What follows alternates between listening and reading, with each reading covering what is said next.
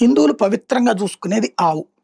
ఆ ఆవుని చంపి తినడం ద్వారా ఆహారం కింద భావించేటటువంటిది అటు పక్కన ముస్లిం సామాజిక వర్గంలో ఉండటం. దాన్ని వద్దంటూ బీఫ్‌కి వ్యతిరేక ఉద్యమాలు ఇట్లాంటివి జరగటం. యాక్చువల్‌గా భారతదేశంలో గో సంరక్షణ చట్టం అమల్లో ఉంది. అయినా సరే దాన్ని పక్కన బెట్టి మా ఇష్టం మా ఆహారం అంటే అది కోర్టులో తేల్చుకుని కోర్టు ద్వారా ఆదేశాలు తెచ్చుకోవచ్చు.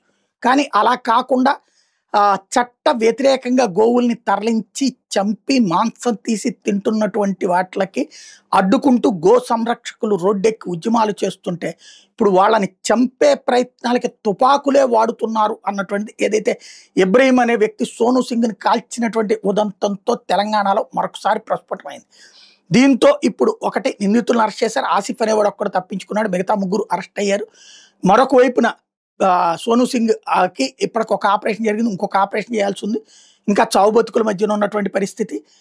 ఈ నేపథ్యంలో హిందూ సంఘాలు మండిపడుతున్నాయి. గో హంతకులు, గో రాక్షసులు, గోవుల్ని చంపి తినేటటువంటి దుర్మార్గులు చివరికి దాన్ని అడ్డుకుంటున్నా పోరాడుతున్నటువంటి వాళ్ళ మీద అబాండాలు వేసి అన్యాయమైనటువంటి కేసులు పెట్టిస్తూ ఇంకొకటి చివరికి ప్రాణాలే తీసేందుకు తెగబడుతున్నారా, ఇదేమి రాక్షసత్వం అంటూ నిలదీస్తూ ఉద్యమానికి పిలుపునిచ్చారు హిందూ సంఘాల వాళ్ళు.